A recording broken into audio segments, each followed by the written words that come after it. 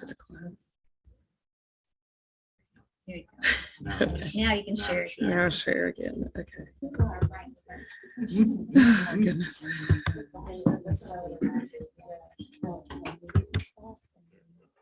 Okay, thank you. I apologize. I'm glad I had that bullet on there. So our meetings are recorded, either audio or, since we are offering a Zoom option, we thought it would be easiest to just, because you can record on Zoom. And then these recordings will be loaded onto the website after our meeting has been completed. Meeting notices, minutes, as well as the recordings will be loaded onto the district website too. So you'll see some similarity with the paperwork you get or the handouts you get in the meetings versus what's, as well as what's online. The other thing that I wanted to go over with you guys real quickly is what is a coordinated school health program. So for not as much today, but again in future meetings, this is sort of the format we'll follow. The coordinated school health program consists of 8 components. And so I've listed the 8 components for you here, and that's how we'll give reports. So for instance, when we talk about physical education, we might defer that to our PE coaches or Coach Schaub, our athletic director, if they have any updates for us. For instance, in PE, they do fitnessgrams, so that's something that may be of interest to this group. You probably will notice that the components can overlap.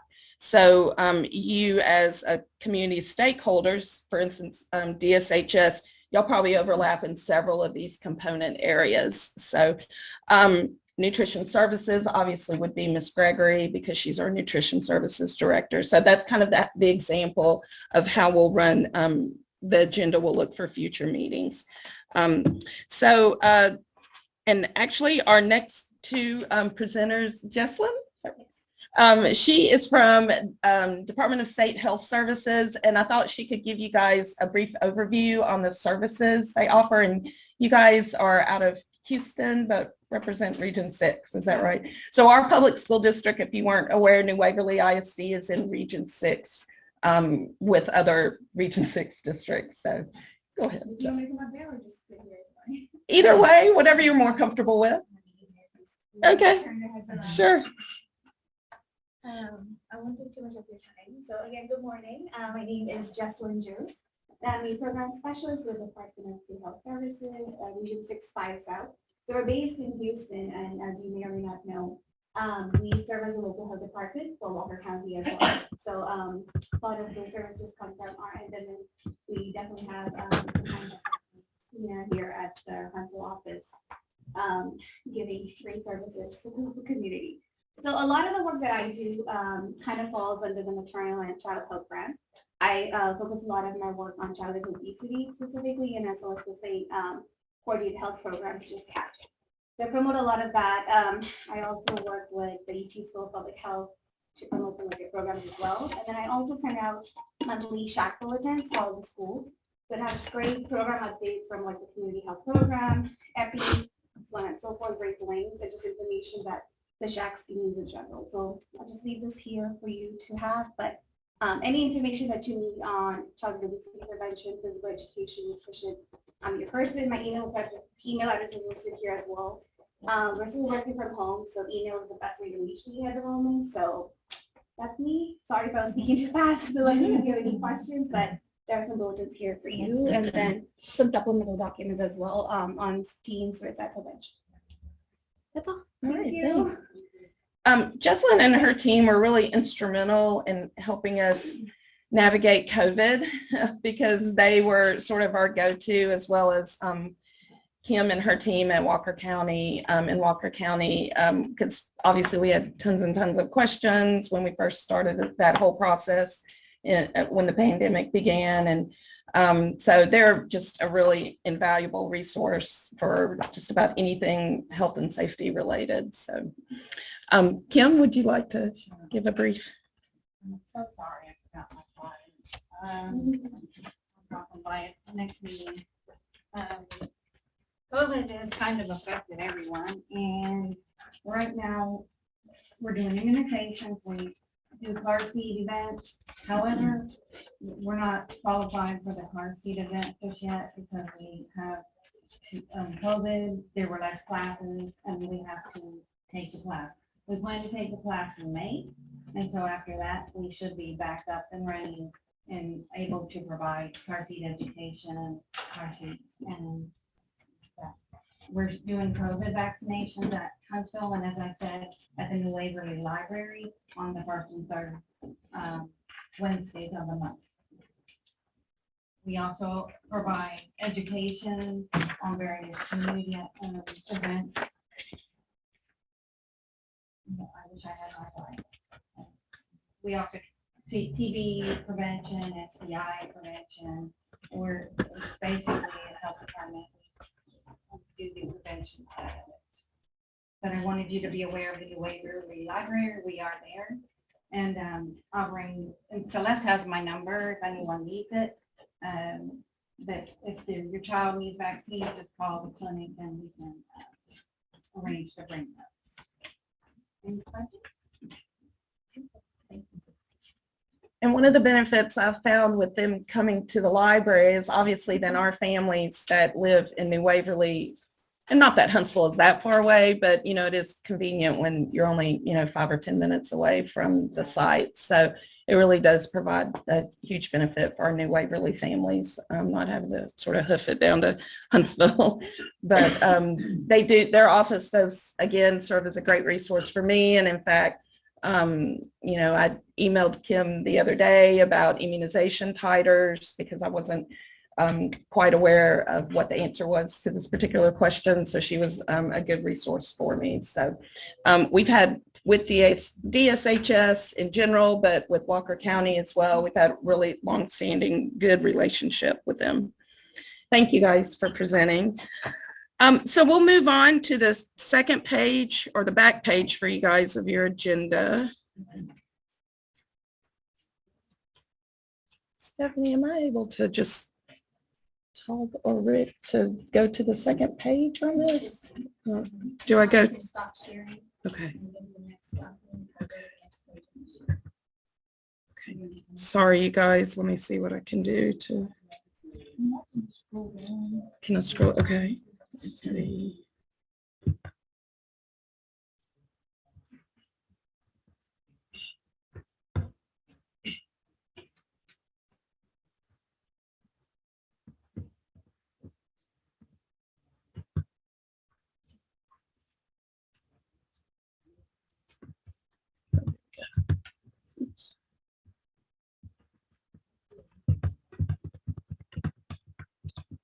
Is that right?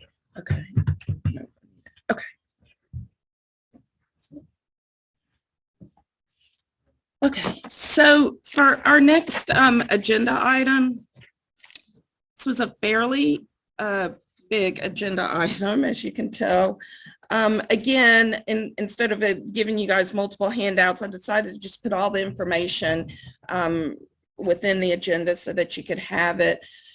So, we are governed by policies from the State Board of Education. So when the legislature meets, they come up with all of these policies, laws, all these things that as a public school district that we do have to adopt.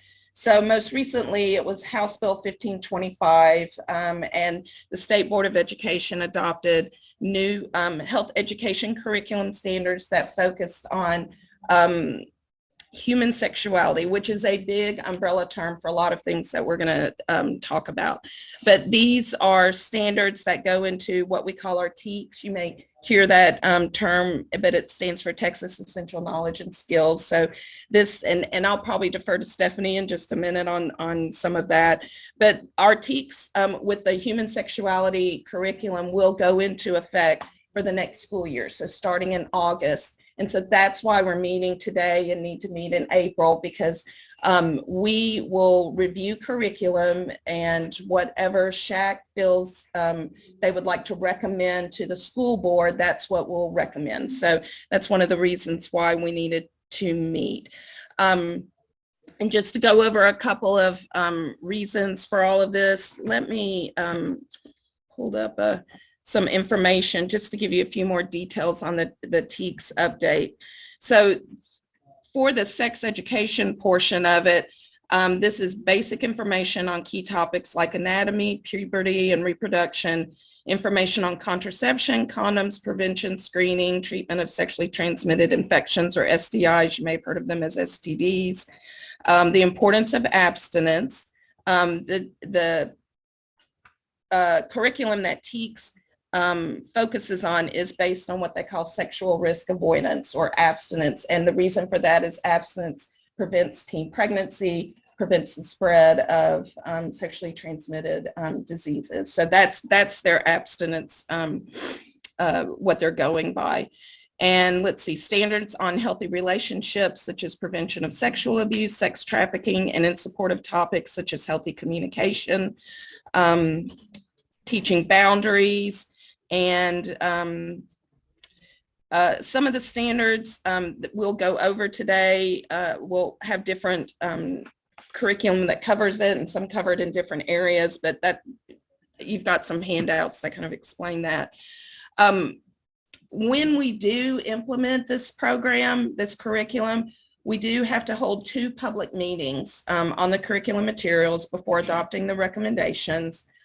We do provide those or reach out to the school board in terms of their adoption of our recommendations. And then the school board votes. Now, they can vote not to accept our recommendations, and then we have to kind of go back to the table and discuss again, or they can just vote. My understanding, and it's still a little bit gray in some areas, is maybe they vote for not to have the curriculum available. But once that has been completed, and if we do choose or if they do agree to a curriculum, before each school year, we have to provide written notice to parents. And so I've listed sort of the process for that. And if we do provide that, we have to give them a detailed description of the content. We have to describe the parents' rights, and the parents' rights is, as it says, kind of threefold. They are allowed to review the curriculum materials. They can review it on the campus of their child's campus. They have the right to purchase also the curriculum materials at cost, what the district pays for it. And then they have the option to, they can opt into the program. We have to notify them with a letter, and they give written consent for that. Also, the curriculum materials must be posted on the district's website. Let's see what else. You can read where the notification for request deadline. Let's see, copyrighted information. We'll be providing that for you guys. Any questions on sort of that part of it, how it's kind of the logistics will be implemented? And then we'll move into the curriculum options. So Stephanie and I have gone through a few curriculum options for you guys to look at. There's so much out there. We have done a pretty extensive search on surrounding districts and what they're using or not using. Surprisingly, there's a couple of districts around us that haven't even made it to this point yet. So they haven't even had formal discussions. Some are in the discussion period now. Like, for instance, Huntsville just started discussing their options for curriculum last month at their SHAC meeting. Again, we try to cull from nearby districts, or, if we've got recommendations from other district employees that we know. So, Celeste, I really want to say, yeah. if you don't mind, just a second. So Go ahead. I just want to point out, like, right now, the way that it is with the state or schools is that districts do not have to have a sex education curriculum. So they can opt to not offer that. Right now, it's still kind of gray, and I've reached out to Region 6 and other like TDA to try to get confirmation on that. These new health teats that are coming out, my question was, do we have a sex education, or are we still under the same umbrella of we can opt out of it? So we're kind of waiting. Right now, we're being very proactive in getting the process started of us looking at curriculum in case that they say, yes, you do have to have a curriculum, you right now, New Waverly does not, we do not have a sex education program that we, like, that we teach and that we offer parents to review. So I just wanted to make that clear. So we're being very proactive, and if they say you do not have to offer this curriculum, then we as the SHAC committee should make a recommendation to the board that we can do that. And they would say, yes, we need to offer a curriculum, but when we don't, and they say yes, then we recommend the curriculum that we think we should use. So that's just kind of where we are. Sorry, I didn't. No, that makes, that's a better, Like overexcited, some of this can be a hot topic. It is, and we've been Right. teetering on this stuff for years and kind of on eggshells going around it. And now if they're gonna say that we have to do it, then that's an educated decision you can. right. And that's a good point, obviously, too, Stephanie. But what Josh said, that it's been over a decade, I believe, since the state has reviewed sex ed curriculum in public schools. So it's been quite some time, and it was just an option prior to this. So, so good point in that we do need to have something in place if this is how the board decides to proceed. So, the first curriculum option that we reviewed is in your handout or in your folder, and it's at the top. It says GW Online, and I'll provide these handouts for you guys as soon as I get them. This is actually a textbook or an online textbook that has been approved by the State Board of Education, to my understanding. And so this is really, at this point, as far as we know, the only approved curriculum. Like, they have vetted this and they've said it's fine to use this. The other curriculum programs that we'll review, they actually have to go by a TEAC standard. So you'll see within their documents that they'll say, okay, check mark, we covered this in our program. But this is actually the only one that's been officially approved by the State Board of Education. This is actually tentatively what Huntsville is probably going to use. So I'm going to kind of give you ideas on which districts are using which programs. Just to give you a quick overview, and then I'll probably pass this on to Stephanie because she's reviewed this. This type of textbook or program, I guess, would be more embedded into your current curriculum or your current lesson plan. So this would most likely be teacher-led, and you would embed it within those classes that are health-related or science-related and that type of thing, or you may have pull-outs that, and then this would be following the TEACs.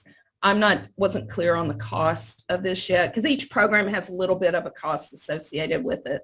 But that shouldn't be your main concern of the cost. We should focus on the content and if you approve of it. But I just made a copy of what the actual sort of textbook looks like for you guys. But I know Stephanie's looked at it a little bit. I have. So. There's actually a login. I requested a demo login, so we can give that information to you guys so that if you choose to, you can go in and browse the curriculum and what it offers. I mean, I didn't, as much as I could, go through and look at different pieces.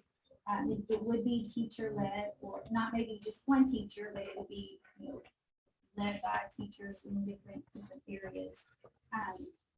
But it's basically, this is like a textbook, and there's not a whole lot of videos that go with it. It's, sort of like a science textbook where it has the vocabulary, the correct terminology for different kind of things, and what the TEACs specifically say that we need to teach. That's in the textbook. So, but that would be a good resource when you start to kind of look through we can send you the TEACs also, and I have a few copies that you can take if you want to look over so that you can see what actually are these health TEACs. What are they saying we have to teach our students in regards to sex education, and then you'll be able to look at and see about the books. I will say that, it has a lot of information that we probably didn't get when we were in school. But, things like human trafficking, healthy relationships, sexual abuse, things like that we necessarily didn't talk about, but those are things that we use. But this is more of a textbook teacher-led. The teacher would be relaying that information to. And one thing I did not mention was that this would start, according to the state, in middle school or junior high. Right, so the human sexuality strand starts fourth grade through fourth grade. And health teaks so it's required. Well, health teaks are required K through high school. It's not required. You would have to have like an health elective. We currently don't offer a health elective. So that the sex education strand only starts in fourth grade. In fourth grade, it's very minimal, or just like the puberty, body awareness, and what's going on in my body type stuff. And then, as of course, age appropriate. So the next ones that we'll talk about do focus more on sixth grade than 7th through 12th. But currently what's happening at the intermediate campus in 4th and 5th grade is that Ms. Tolbert, we use the always changing curriculum, which again is pretty benign. I mean, it talks about hygiene a lot because at that age, that's when that sort of thing is starting to happen, and then kind of ventures a little bit into some anatomy, but she shows a video that she's shown for many years. So the next curriculum is called Choosing the Best. This is backwards for you guys.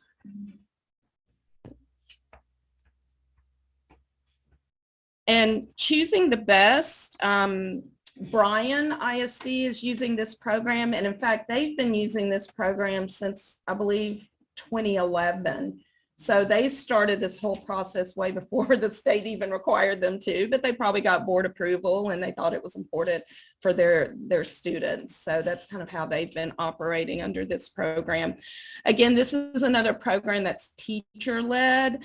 They provide the documents and the digital tools for the teacher, and then it's embedded however, we see fit, embedded in the current curriculum, again, or lesson plan based on our TEKS. I did not get a cost on this one as well. When you reach out to these vendors, they send you all these attachments, and then the cost ends up being the very last item that they want to show you. But again, we're not really focused on that at this point. But and you as well can go online and search for these programs. That's how I did that. So if you have some extra time and you're interested in looking at sort of a little bit more of the details, again, I just provided you with just some basic information on it. The next one is called Just Say Yes. You can see that. So this program or curriculum program, slightly different. They provide the speakers for you. So they will come to the campus for a certain amount of days, and they will provide in-person presentations. We'll work out the logistics with them. They divide, the students up into grade appropriate, age appropriate groups. It is sort of a one-time offering where they may come for 3 days as we get through the entire student body of that campus, and then they're done. They do again follow the TEKS because they do their little check marks. So this is not necessarily teacher-led, although teachers can participate. Rockdale ISD, if you guys have heard, I believe they're near Austin, I think. They use this program, and this program is pretty in-depth. They, as you can tell, they divide it into different, like Aim for Success is relationships and sexual health. Determined to Exceed is another program, relationships, again, and sexual health. Freedom to Succeed and Focus on Success. And you see kind of the bullet points under each program where that's kind of the content that they offer. I'm sorry, this is backwards for you guys. It probably doesn't help. But at the bottom, they did give me program costs, so you can see that as well. But they, the speaker will come up to the campus. He or she presents up to 5 presentations of the same program type. And then they present annually. So I assume this would be sort of a signing the contract type of thing.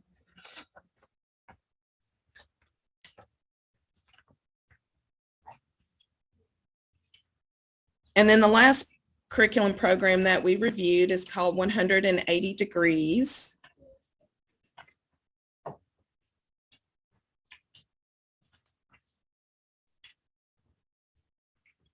And this curriculum is actually based out of North Dallas. So they offer it to over 10 districts in North Dallas, in the North Dallas area. Anna, Allen, Frisco, you may have heard of those. Those are pretty large districts. Again, it's speaker-led, so they provide the speakers or the presenters for us.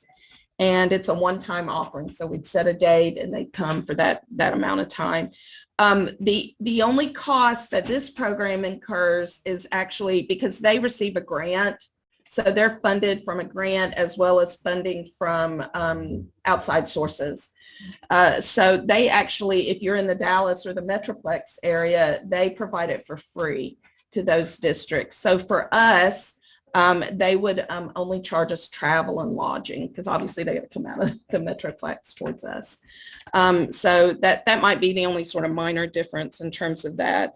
But again, they divide it into grade levels, 6th and then 7th through, well, they've got a separate 8th grade one and then a high school program if we decide to offer. Again, high school's just an elective.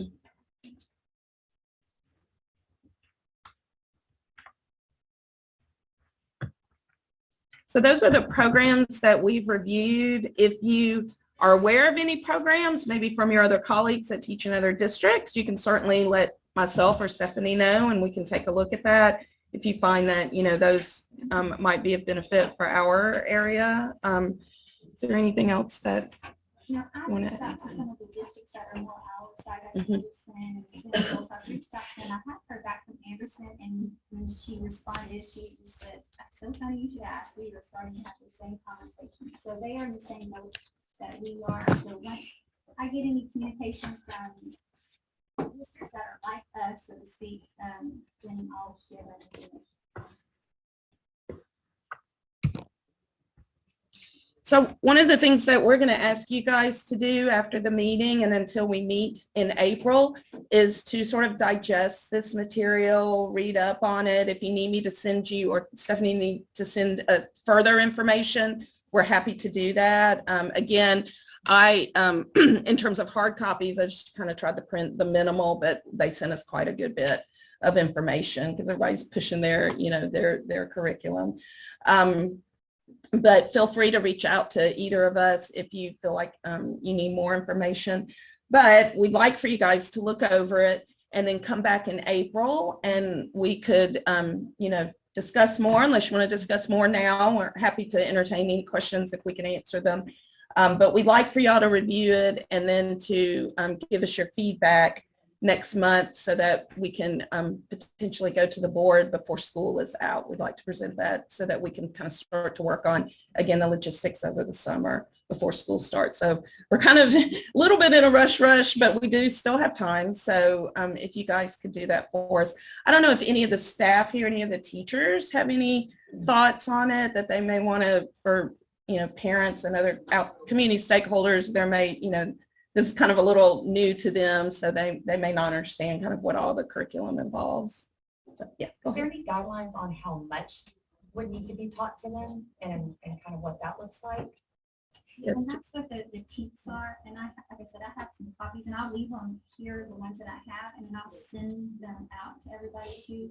Now, these have not been, the State Board of Education has approved them. They've gone to, you know, TEA. So they're still in the final stages of making sure that they are finally approved. But I'll send those out so you can see by grade level what is being taught in each area. So the health education has different strands, but the sex education is just one of the strands that starts in 4th grade. I think I kind of, when you would phrase it, like, are we hoping to teach like 10 hours a year? Is it just one little class on You it? just have to cover the material. So we have a one day one day, kind of catch all, and we covered all the sex education teaks, and we talked about different things, and that would be okay. Or it could be, throughout the year, different times of the year, where maybe the science teacher taught the science part of it, and then the counselor did the healthy relationship part. So it's really can be whatever the school decides how to. Good. That's good. There's nothing to look at these two things are going to be layered onto the teach test that the kids are already taking. So this is not a tested subject. So this is what is called an enrichment curriculum. So like I said, the enrichment curriculum has to be taught. Since there's a minimum curriculum to be taught. So it has to be taught health A through 8. In high school, it can be an elective. It's not in the day.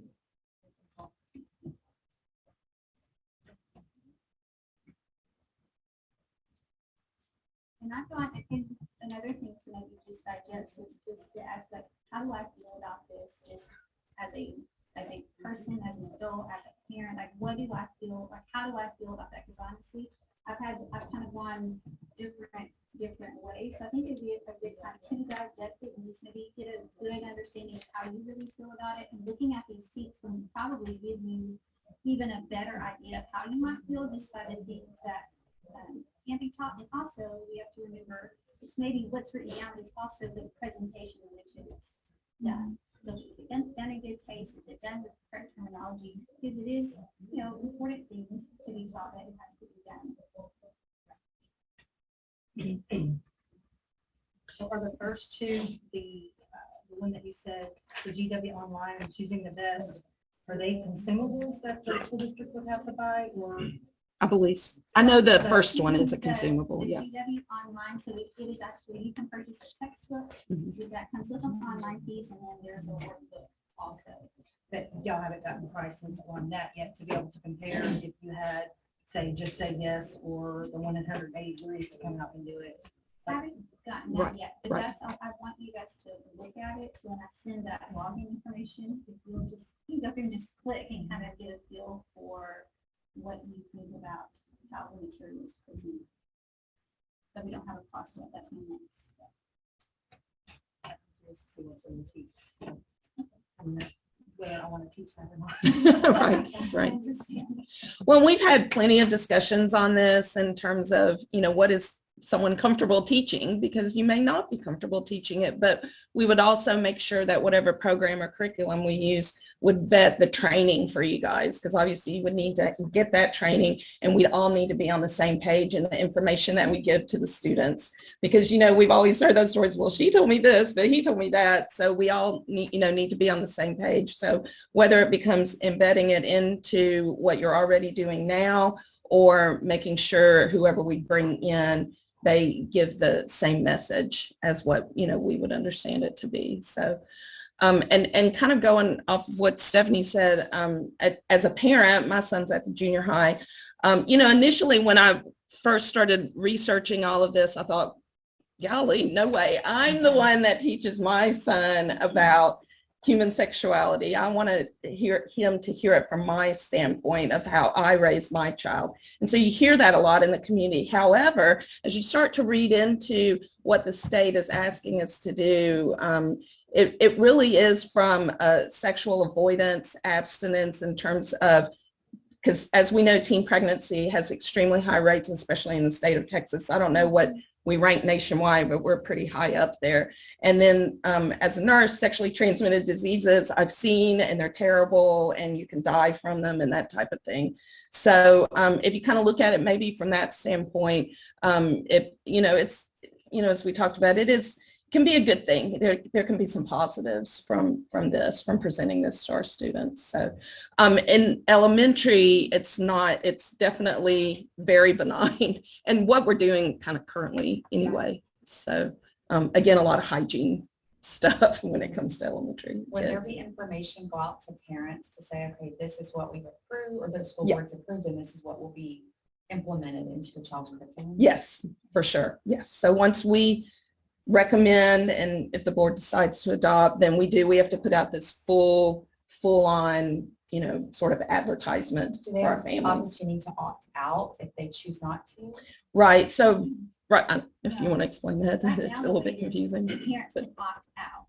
They Opt changed the in, wording. yeah. Is this current change, it will be they have to opt in, so they have to sign permission for the student to participate in the curriculum. So just to make sure, it can be kind of confusing that these TEKS and the sex education TEKS, if they've always been there, we have chosen not to provide that curriculum. The part where it's getting fuzzy is we believe that TEA is going to say it's in the TEKS. The schools must offer a curriculum. Offer doesn't mean force it, but then the parent has the choice to opt in to the curriculum. And it might be sort of the old-fashioned way if we send letters home, and then they get a check mark and a sign, or we do something at the beginning like a parent-teacher night where we get as much information to them as possible. And the parents can also they set aside a time for parents to preview the material as well. Like go to the library and watch a little video on it, or a presenter tells them about it. So there is a full-on outreach with that information. So good question. Any other questions on this topic? All right. We're running short. Oh, we're almost out of time. Let me give you guys a quick overview on our last page of our agenda, and that is the Health and Safety Summit.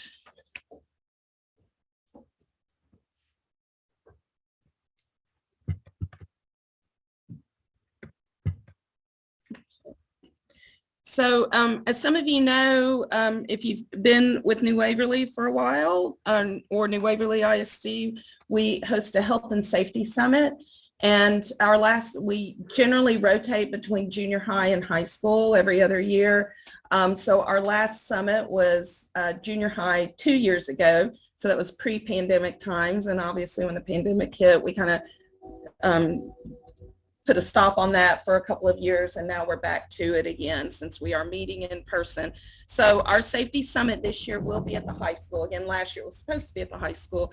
So April 14th, which is the Thursday before Good Friday, and it's all day. So I just kind of wanted to give you an overview again on how it's set up, and then what our sessions and our topics are going to include. And the good thing about this is that a lot of these sessions and topics are included in our TEKS. So like human trafficking, that's part of that. So this may be another way to reach out to our students in offering that information. The way it's set up is we have our speakers or topics. We have 7 sessions, but the 7 sessions coincide with the high school schedule, which is 7 class periods. So we actually have 13 speakers lined up, but the students won't go through all 13. They'll just go through, we've kind of randomized them, and based on, like for seniors, we want them to get this pertinent information before they graduate. But eventually, as it rolls around, because we'll go back to junior high next year, every 2 years, everybody at one time. But each session or each class period is going to be roughly about 45 minutes, and then they'll rotate to their next one. And our topics include, I'll go through these just real quickly. Legal consequences. So our Walker County District Attorney, you may know him, is Will Durham, and he's going to partner with Casey Chitwood, which is one of our other school resource officers, and they're going to talk about legal consequences. Gary from A&M is bringing a rollover simulator. If you guys are familiar with that, I think it's half a car, and it rolls over, and it's mechanical, and it's set up outside, so it looks like it's been in a car wreck. Juan Abril from Tri-County, for those of you who know Juan, he's going to be talking about vaping. Social media do's and don'ts is Gene Roberts. That happens to be my husband. He's the Director of Student Legal and Mediation Services.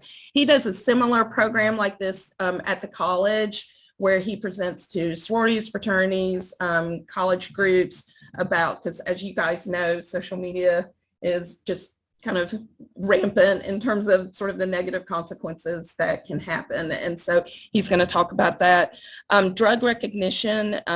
John brings drug samples so that kids can look at them and see, because some look alike and some you don't have any idea what it is. So he's going to bring some samples for them to take a look at. We are partnering with the College of Medicine, and they will be presenting 2 of the sessions. Public safety is like what to do when you're walking alone at night, or should you be walking alone at night, those types of things. The School of Nursing will be presenting on anxiety. They will also be partnering with a group that will bring a pet into the session, so for like pet therapy, because we do recognize that a lot of students are experiencing high levels of anxiety for a variety of reasons. Nutrition eating disorders from the College of Health Sciences. And then Jenna Oakley reached out to us. She actually just recently was crowned SHSU's Miss Piney Woods, and she wants to present on grief-related depression in terms of a family member that passed away and how she dealt with that. And so we know we have students that, have deaths in their families, or families that, have family members. So dating violence with Safe House.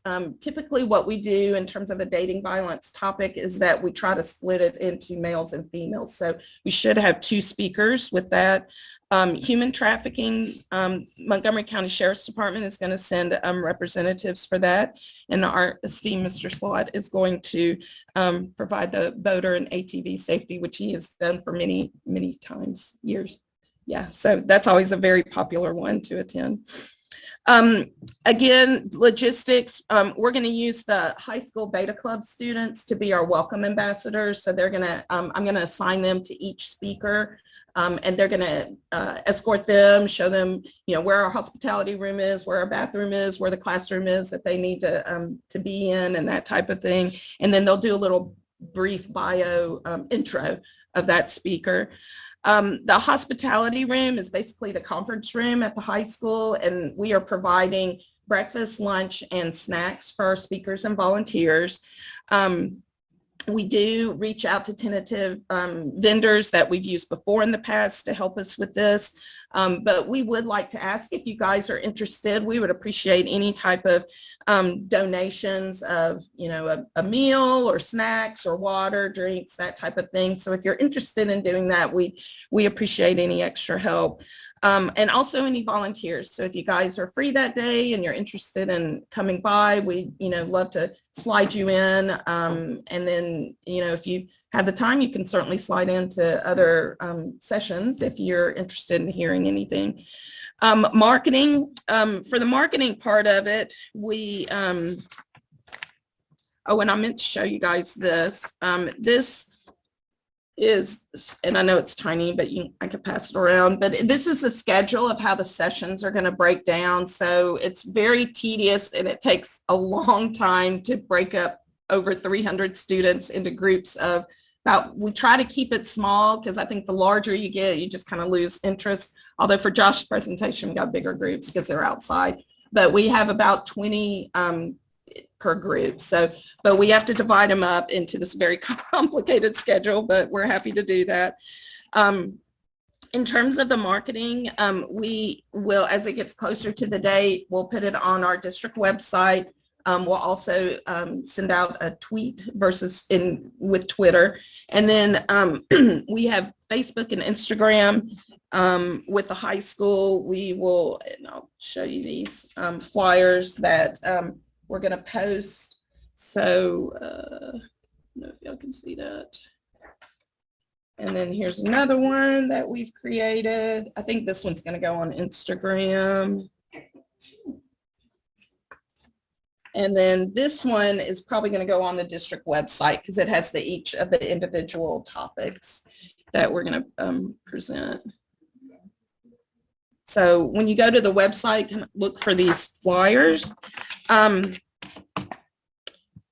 And then we will try to work on some morning announcements as we get closer to the date, maybe the week of the event or a few days before the event, we do have morning announcements where we'll try to make sure we advertise for the event. Any other questions about the safety fair or safety summit? And you guys are all welcome to come if you can. SHAC is a big sponsor of the Health and Safety Summit, so it's kind of a big part of what SHAC does. Our next meeting date is April 27th, same time, same place, and I'll send out an agenda. We'll talk about, besides our sort of big bucket of, human sexuality curriculum. Yes? I have a question. My kids go to Huntsville IC. Did they do anything like this in Huntsville? Did you know? Yes, but in smaller increments. They don't necessarily have like a day-long, when I was there, they didn't have necessarily a day-long safety fair. I know at elementary campuses, they may do a dental day or a hygiene day where they go from classroom to classroom and present that information. So I know when I was in high school, we had an elective for sex education, but I didn't know. Oh, I thought you were talking about the safety fair. Yeah, I am. Oh, okay. I know that when I was in high school, they had a elective. Gotcha. In high school, but I don't know if they have an elective at Huntsville or not.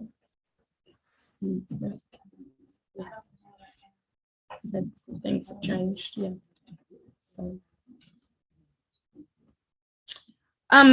Any other questions or statements that you guys have? Well, again, thank y'all very much. I know we ran a few minutes over time, so I appreciate y'all's patience with me. I appreciate your patience with the technology. We'll tighten that up for next meeting now that I know how to use it. But reach out to either of us, Stephanie or myself, if you need handouts or more information about what we discussed. And again, we really do appreciate the time and your input for this committee because we do know y'all are busy, and just thank y'all so much for coming and joining us, and take food on your way out. All right, thank y'all. Thank you guys. Bye, thank you. Bye-bye, Amy, thank you. I'll email you some of those attachments so you can look at it. Yes, ma'am, and I've been kind of composing an email to you with some stuff I want to get in your hands as well. So, we'll perfect. And I'll try to be face to face at the next one. Oh, sure, no problem. I'm glad we could have you join us, regardless. Yes, ma'am. It's good to see you. Here. Thank you. Bye. Bye-bye.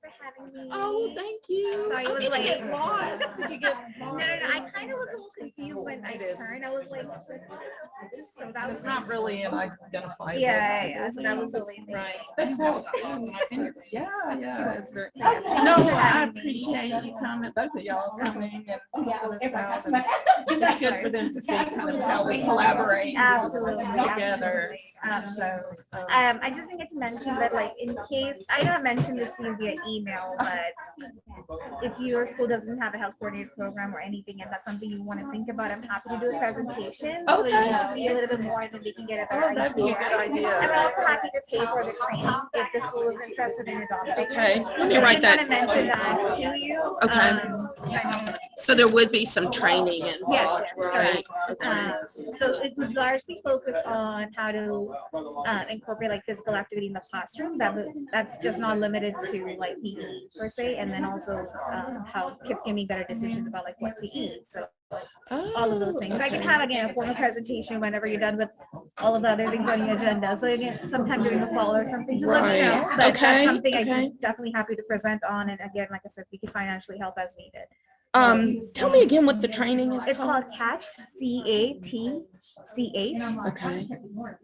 And I'll send you the information via email, so that's something you can look at the Oh. website and browse all of that too. But I'll Perfect. send you more information on it, but I can do a formal presentation. So I just wanted to mention that. Yeah, definitely. I know, I apologize because I know you had mentioned that before and I didn't get back with you. No on that, worries. so I know you thank have a lot on your plate, so I was just glad that I've seen you in person. Right. I'm glad we met. Yes. So that's good. Yeah, I'm that's glad all. we And met in I'll person. email you the information. Okay, Thank you great. so Yeah, much. thanks for coming. Appreciate it.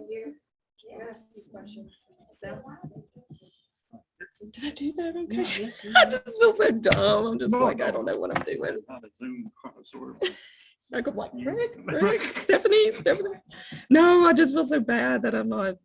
And then it takes up me